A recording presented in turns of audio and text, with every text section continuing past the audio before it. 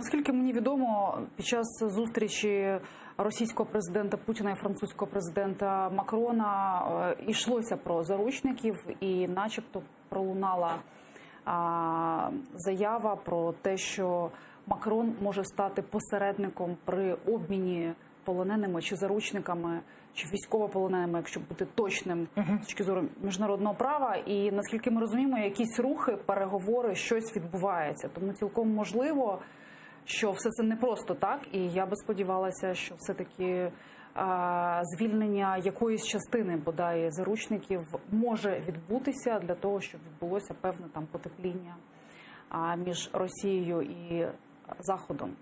Що нам з цього? Ну, ми отримаємо своїх людей. А як це вплине політично там на нашу ситуацію, поки що прогнозувати складно в будь-якому випадку. Від нас будуть вимагати теж якихось політичних. Так, а що може Росія вимагати від України?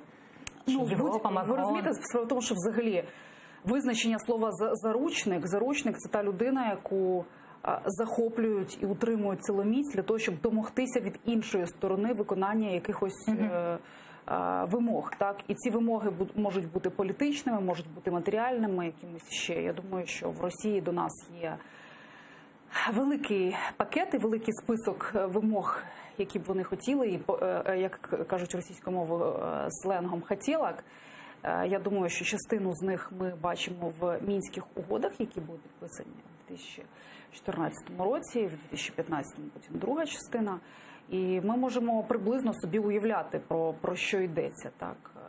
І, очевидно, йтиметься також про те, що Україна видасть тих людей, тих громадян Росії, які утримуються в українських місцях позбавлення волі.